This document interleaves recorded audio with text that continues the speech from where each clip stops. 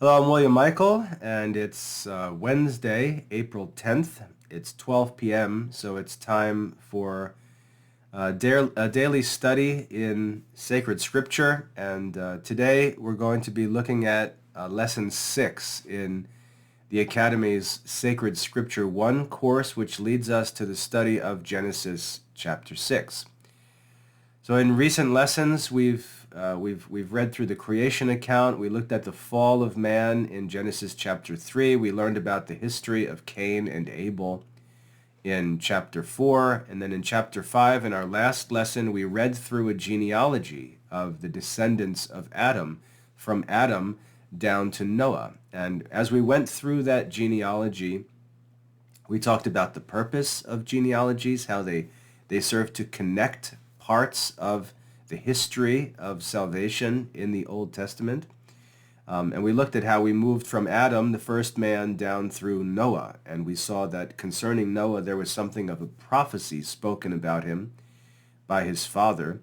And then looking back to the history of Cain and Abel in chapter 4, we talked about how Cain and Abel were born as the first sons to Adam and Eve, and that Cain eventually killed Abel, and then Cain was cursed, and his descendants also were cursed. But that another son was born to Adam and Eve, a son named Seth. And I sort of gave a heads up when we learned about Seth that we should pay attention to this theme that develops in the book of Genesis, where we see the line of Cain, the descendants of Cain, and the descendants of Seth form something like two different races. The descendants of Cain carrying this curse with them, and then the descendants of Seth sort of representing a blessed race in ancient history. And we saw that when the birth of Seth was presented to us in Genesis chapter 4, at the end of Genesis chapter 4, it said, and at that time, men began to invoke the name of the Lord. Remember, we had this idea that something was different about the line of Seth. Now, when we get into chapter 6, I think that theme of the two separate races is going to be significant, and so we'll talk about it in a minute. But what I'd like to do today is simply read through and talk about chapter 6 of the book of Genesis a little bit. Remember, these comments that I make, they're just my own reflections. There is a commentary in the New American Bible that's helpful to consult. There are introductions for each book. There are notes on each chapter that we read. There are also references that help you to find other places in the scriptures which address the same topic or issue, which are helpful to search out sometimes. And then there's all kinds of commentaries throughout church history that you can consult. There are whole Bible commentaries like the Haydock Bible commentary that you can consult. And then especially when we get to the New Testament or to the Psalms, the books that are more commonly used in our devotional life and read at Mass, you can find writings, writings by the church fathers commenting on those books. So plenty of resources to help you with the study of sacred scripture. But remember, these reflections that I make, they're just my own reflections. And what I recommend to you is that you take time to read through these chapters on your own and think of them in light of your own experiences, in light of your own questions and concerns in life, and see how you can draw your own reflections out of the scriptures. Because remember, we're reading divinely inspired words that God intends to serve all of his people. And so different people in different places and different circumstances will draw different reflections and receive different benefits from the study of sacred scripture. So I hope that my comments provide an example of what reflection might look like. But as for the actual content of that reflection, I really want to encourage you to take time to read the scriptures, recite the scriptures, chew on the scriptures, and think about them in light of your own studies and experiences in life. Okay? So having said that, let's take a look here at chapter 6 of the book of Genesis. And you see the title, at the top of the chapter is the origin of Nephilim. And we'll see what Nephilim are in just a minute. So Genesis chapter 6, verse 1. When human beings began to grow numerous on the earth, and daughters were born to them, the sons of God saw how beautiful the daughters of human beings were, and so they took for their wives whomever they pleased. So at the opening of chapter 6, we've got this very strange passage.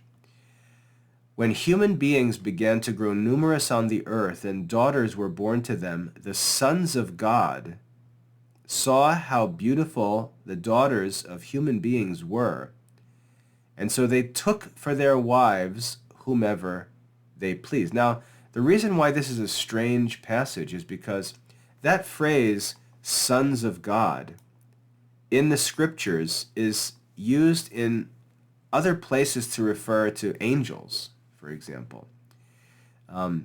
So some people read this passage here and they imagine that angels are somehow reproducing with human women and creating some kind of mutant race, some kind of mixture of angel and human. And you especially get this in modern Protestant circles where they sort of take this and run with it into some crazy idea that some kind of monsters or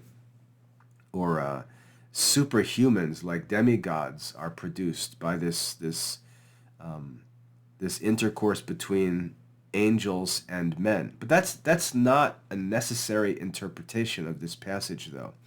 And again, I think if we take this passage, and don't read it as Genesis chapter 6, like it just comes out of nowhere, but put it back into the context of what we've been reading. Our focus has been on the descendants of Adam. We just saw a genealogy in chapter 5, and in chapter 4, we learned about the history of Adam's family. So all of the focus of our reading thus far has been on Adam and Eve and their descendants. So it's not very reasonable to think that in chapter 6, all of a sudden we just launch in this totally random story about angels reproducing with men. There's another possible interpretation here. There's obviously a mixing of different peoples, but we don't need to go to the angels to find some other source of people to mingle with human beings.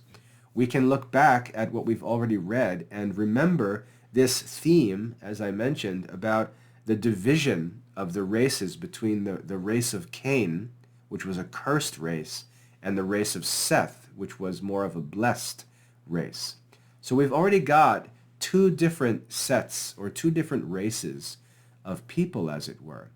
And I think a more reasonable interpretation here is that what's happening is that rather than keeping those lines separate, the children of Seth, who are referred to as the sons of God, the blessed line, began to intermarry with the children of the line, or the daughters of the descendants of Cain, which was undesirable. And so you've got people basically living in a blessed line with a more virtuous, uncursed ancestor in Seth, looking at the daughters of the sons of Cain, not thinking about the circumstances of their life, not thinking about the evil reputation of their ancestry, but just paying attention to their beauty and thinking that they would make good partners. Notice what it says. It says, the sons of God saw how beautiful the daughters of human beings were, and so they took for their wives whomever they pleased. Can you see how that the meaning of this passage may be an imprudent choosing of partners by the descendants of Seth, not considering the moral qualities of these women that they were married, but simply looking at their appearance and choosing to marry women from this cursed line of Cain, marrying whomever they pleased. You can get a sense that this marriage is not acceptable to God. And so there, we've got these two different interpretations of this passage. One is sort of like a Marvel Comics interpretation where we've got angels, reproducing with men to create some kind of, demigod race of half men, half angels, which I think is a stretch to say the least.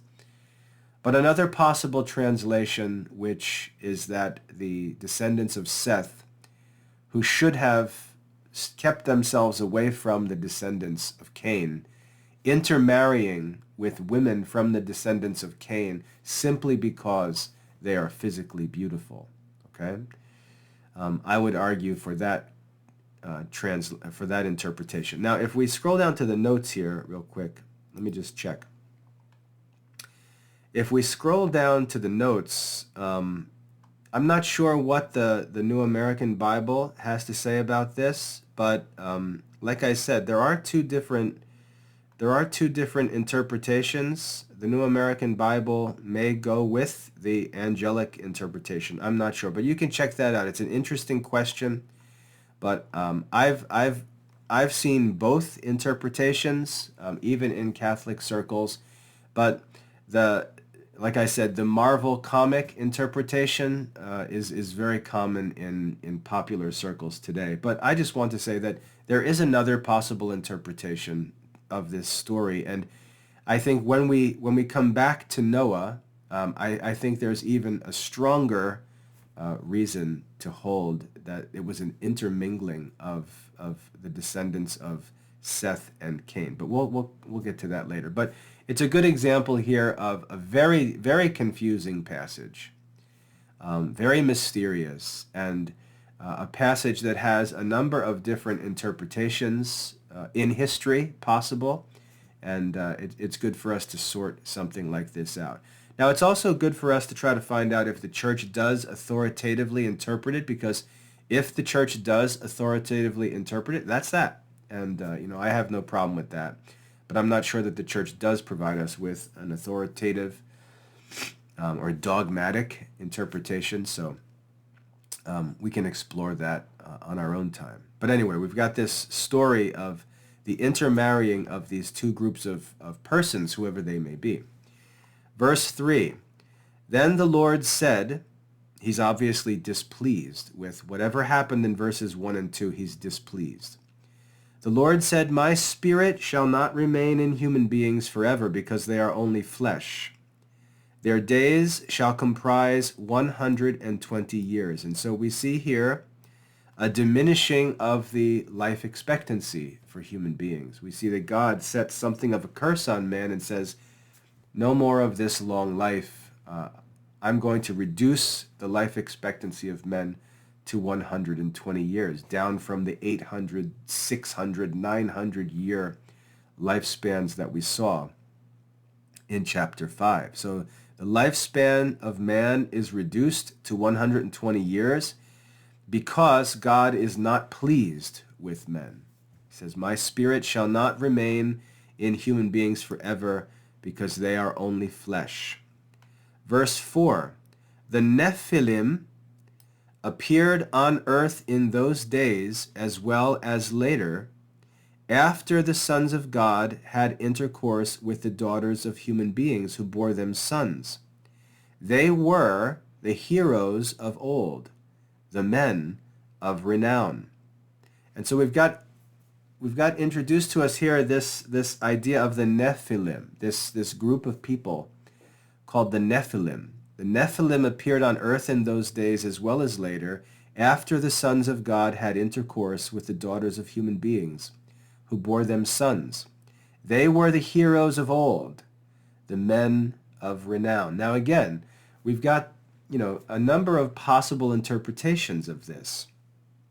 If we're going with the very wild interpretation that angels had intercourse with human beings and produced something like superhumans, that's going to have to be proven, right? That's going to have to be proven. Otherwise, our interpretation, just gets us really into some wacky stuff, all right?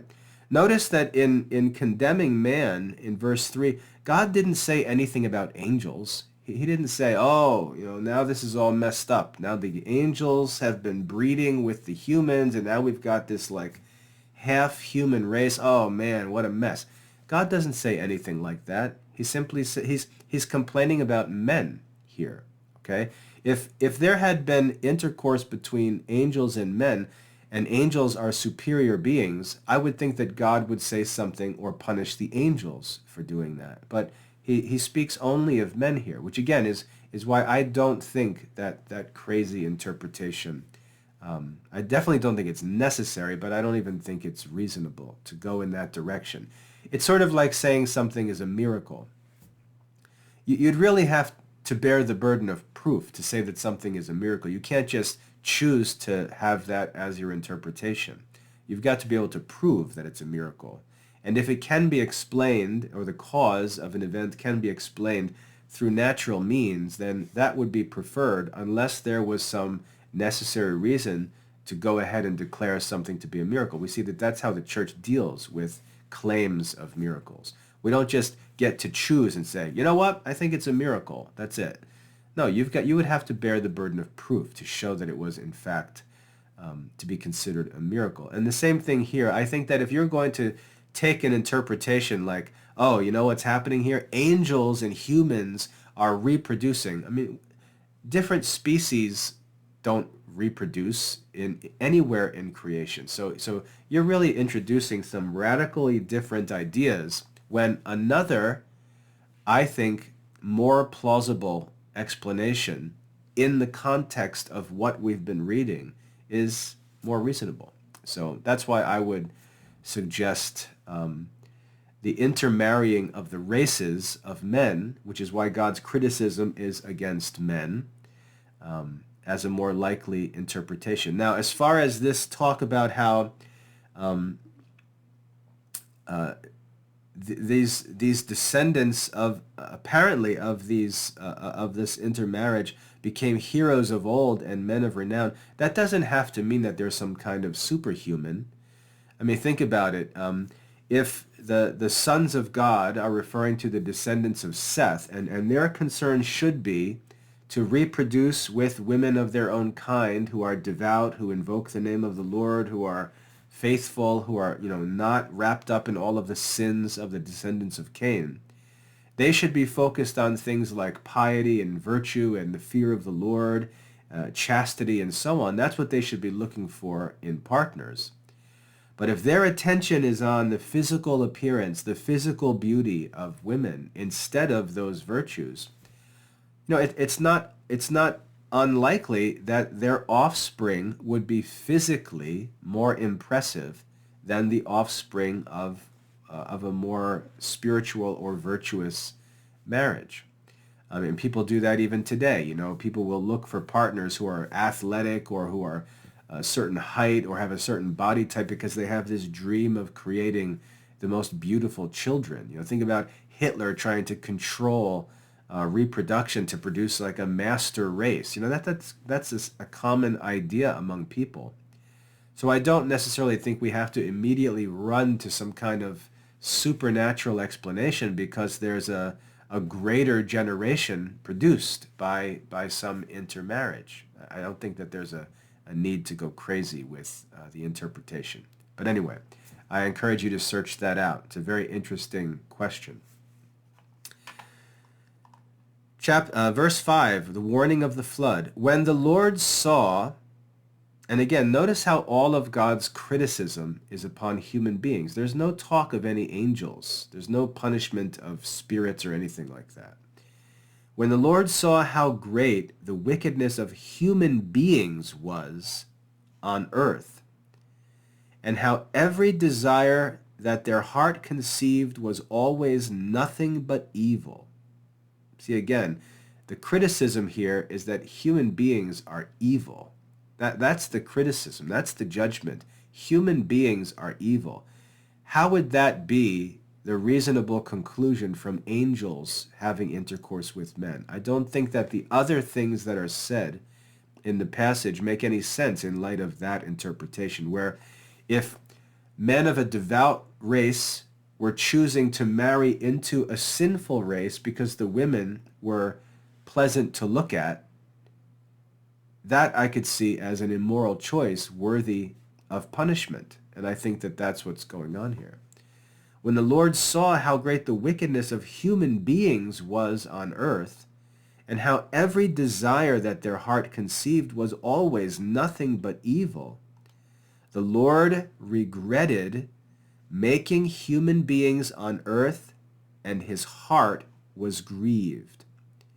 Now we've got some interesting things to think about here, because remember in the last lesson we talked about anthropomorphism, right? And how we attribute to God human characters.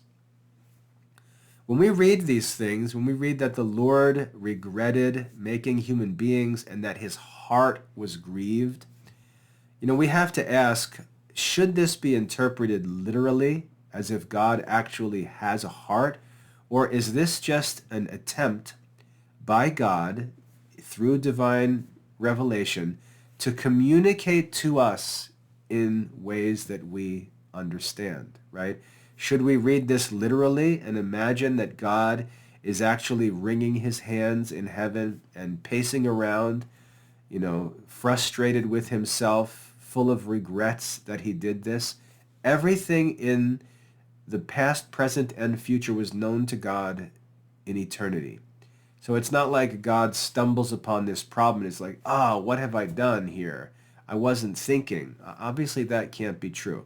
I would argue again that based on our knowledge of God that comes to us by a complete system of theology in the church, we can read this not with a literal interpretation, thinking that we're actually describing God's anatomy, that he's got a heart and that he's psychologically filled with regret.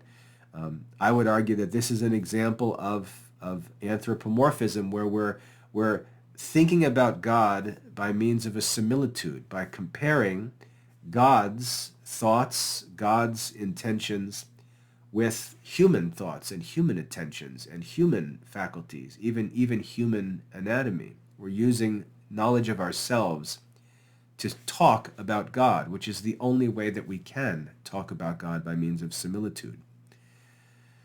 So the Lord regretted making human beings, and his heart was grieved. And so the Lord said, I will wipe out from the earth the human beings I have created, not only the human beings, but also the animals and crawling things and birds of the air, for I regret that I have made them. Notice no mention of any angels. Again, reason to doubt that interpretation.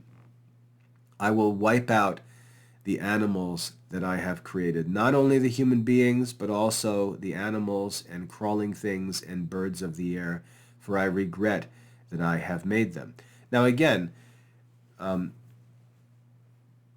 we've seen in the scriptures already, just in the first few chapters of Genesis, God speak in the scriptures in a rhetorical way. For example, asking Adam, where are you? We don't think that God didn't know where Adam was. We understand that is speech attributed to God in Scripture, and it likely has a rhetorical interpretation. God is testing Adam by asking, where are you, and giving Adam the chance to answer.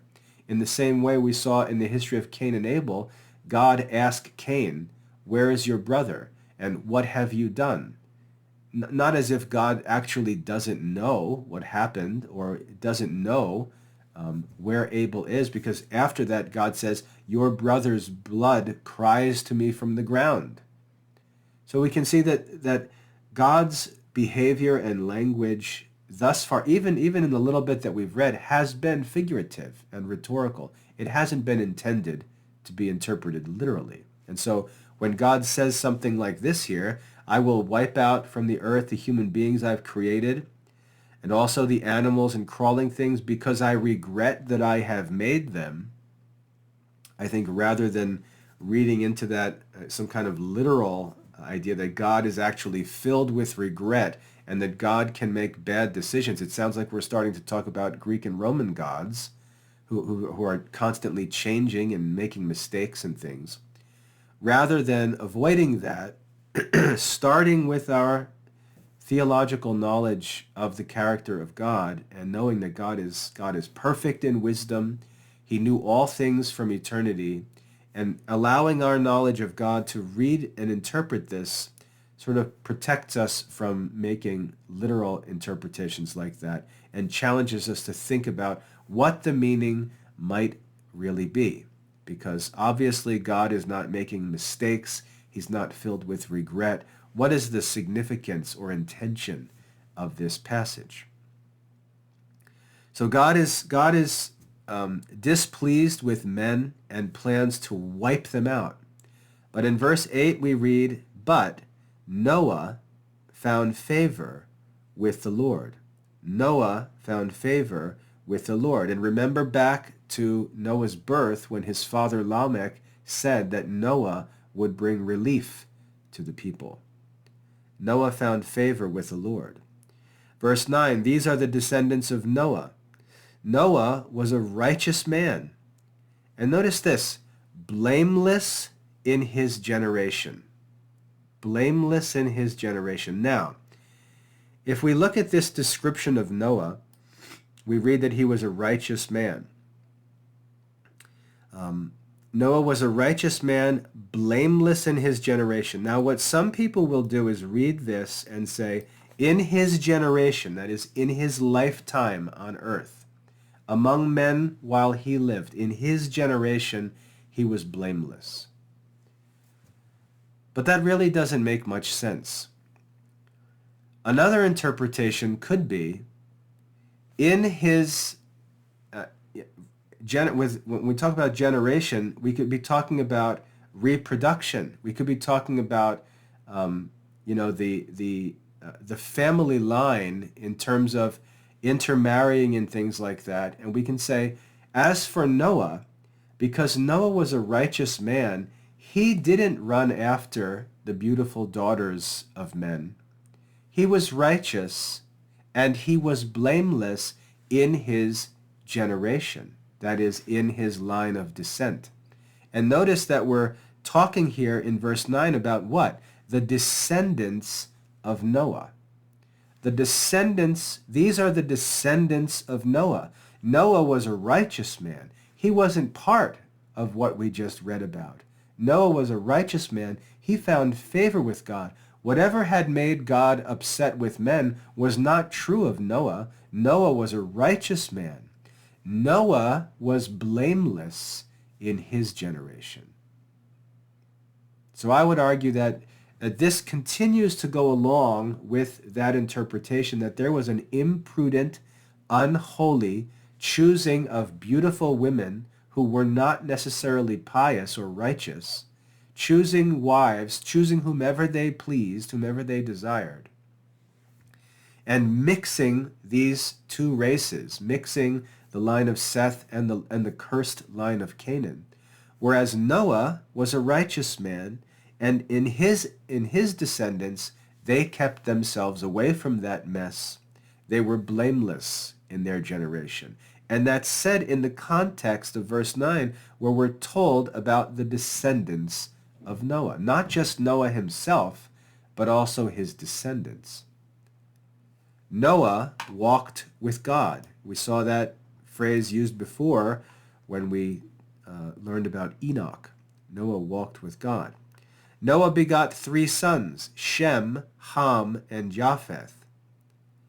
But the earth was corrupt in the view of God and full of lawlessness.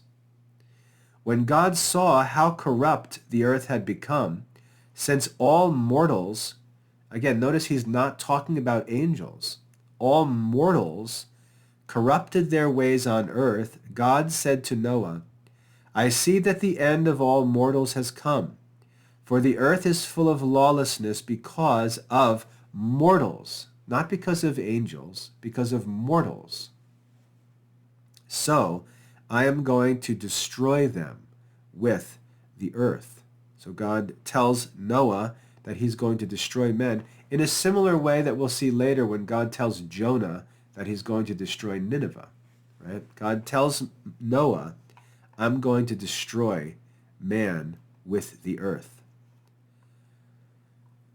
Verse 14, make yourself an ark of gopher wood, equip the ark with various compartments, and cover it inside and out with pitch or tar. And this is how you shall build it. Now here we have a good example of a philosophical concept. We have the idea of design, right, which in philosophy is called form. So gopher wood is the matter, and here God is actually revealing the design or form of the ark to Noah. So we can see that, and again, it's not always safe to read God's words literally, but it appears to us that God can reveal his own designs to men, and then men bring those designs into existence by means of matter. So make yourself an ark of gopher wood, equip the ark with various compartments, cover it inside and out with pitch. This is how you shall build it. Here's the design. The length of the ark will be 300 cubits, and if you don't know what a cubit is, it's a traditional measure where men obviously didn't have metal measuring tapes and things like that, but the cubit was considered the distance from the hand to the elbow. So the distance from the hand to the elbow. I've heard it said as when you make a fist, the distance from your knuckles to your elbow. So the ark will be 300 cubits long, and obviously the distance of a cubit is longer than 1 foot, so over 300 feet. Its width shall be 50 cubits, and its height shall be 30 cubits. Make an opening for daylight, and finish the ark a cubit above it. Put the ark's entrance on its side, and you will make it with bottom, second, and third decks. So a triple-decker ship is being built here.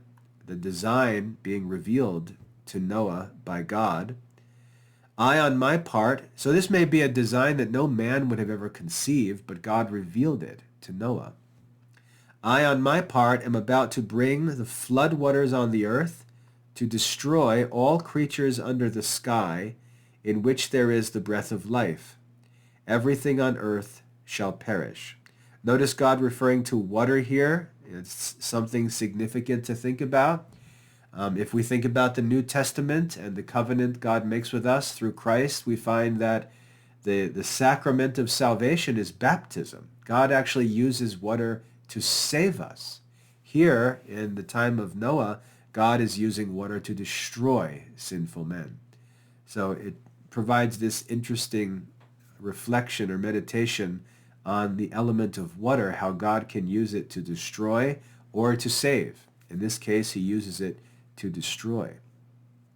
I'm about to bring the floodwaters on the earth to destroy all creatures under the sky in which there is the breath of life. Everything on earth shall perish. I will establish my covenant with you. And here we have what I would say is the second covenant that we've seen, because we saw that God made a covenant with Adam and Eve after the fall, or even before the fall, right? A covenant is simply an agreement between two parties. Here God says to Noah, this is called the Noahic covenant, I will establish my covenant with you. You shall go into the ark, you and your sons, your wife and your sons' wives with you. Notice that both Noah and his wife and his sons and their wives were all considered favored, right? Again, that supports the interpretation of that opening passage that I mentioned. Of all living creatures you shall bring 2 of every kind into the ark, 1 male and 1 female, to keep them alive along with you. Of every kind of bird, of every kind of animal, of every kind of thing that crawls on the ground, 2 of each will come to you that you may keep them alive. So if you wonder how could Noah possibly do this? How could he build an ark and save all the animals? Doesn't that seem a little ridiculous? It's miraculous. We read in verse 20, 2 of each of these animals will come to you that you may keep them alive. In other words, God is involved in this event. The animals Noah is told will come to him, and he will keep them alive with this ark. You are to provide yourself with all the food that is to be eaten, and store it away, that it may serve as provisions for you and for them. Noah complied. He did just as God had commanded him. That's the end of the chapter. So we see in Noah a spirit of obedience. Noah is a righteous man. He's an obedient man. God gives him commands that are ridiculously extraordinary. And Noah's response is, "Yes, Lord." Noah complied. He did just as God had commanded him. That's what it means to be righteous, and that's the means by which a man earns God's favor, by obedience. So we have a very interesting chapter here in Genesis 6.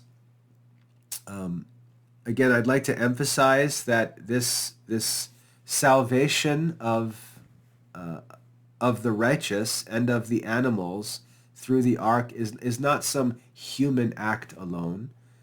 It's a collaboration of God with man. And no, it's just very interesting to see how much God leaves man to his own responsibility. God tells Noah, the animals will come to you, okay? But you are to provide yourself with all the food that is to be eaten. So you see this interesting balance of divine providence and the assistance of God's grace, with God choosing to set limits to that assistance and leave man responsible for his own part. We see this idea of this collaboration between God with men. God does things for men, but he still leaves men, rational creatures, he leaves them to do their part. I think that's very helpful for us to think about, because when we think about religion, we often think religion is where God does everything. And we see that that's not true. God does what he wills. He's God. He ultimately decides what he will do and won't do. And he prefers to leave very challenging, very rigorous tasks to men, because we're capable of them. He leaves it to Noah to build this gigantic ark. Even though he provides the design for it, he leaves that as a command for Noah. So if Noah wants to be saved, he's not saved by faith alone. He's got to go build an ark. He's got to go find the wood, gather the wood together, and build this gigantic triple deck ark in order to save himself, his family, and the animals. So we see that God lays heavy burdens on man to collaborate with him, but burdens that are within man's power. And so when we're given a task that lies within our power but is difficult, it becomes a test of the will. And so God tests the will of man, and we see that Noah passes the test. Noah's will is right. If God gives Noah a command, even if it's extraordinarily laborious and difficult, Noah accepts the challenge, takes up the task, and obeys. Noah is an example to us of a righteous man. All right, so that's all for chapter 6. We could talk and talk and talk about this. You can just see how much stuff there is to reflect on and think through and talk about in the scriptures, but I'm going to cut things off for there. I'm pretty sure that's the end of the chapter. Yeah, we're just down into the notes after that. So that's all for chapter 6. I'd like to recommend that you read through this on your own and engage in your own reflection. Think through the details. Think about how what we read here relates to other places. Think of how God's covenant with Noah relates to the promise of salvation given to Adam and Eve. Think of how God's covenant with Noah relates to the fall of man. Think of how the situation where all of the earth has become corrupted relates to the original story of the Garden of Eden and the fall of man. Right? We see that this corruption and sinfulness of man continues, even in spite of these punishments and troubles. we see that the evil spreads and that it seems that almost every human person is evil except for a very, very small number of the righteous. So there's just lots to think about, and you need to have your own reflections. You need to do your own study. Read the scriptures in light of your own experiences and knowledge, and come up with your own thoughts. Also, you see where these questions of possible interpretations arise. Realize that the right interpretation has to be established by means of reasoning and proof. I would argue that this passage, talking about the intercourse between the sons of God and men, I would argue that interpreting it as a relationship between angels and men really doesn't fit in the context of what we read, but can be explained much more reasonably in context by thinking of the intermingling of a good and bad race, which will remain a theme throughout the scriptures, even into Christian history. We'll talk about, do not be yoked together with unbelievers. I mean, that's a principle and a focus even in modern Christian life. And I think that's really what's going on in this passage. But anyway, it's not for me to determine.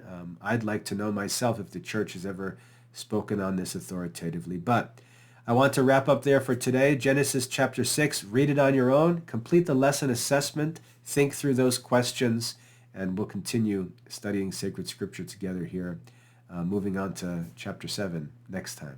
God bless.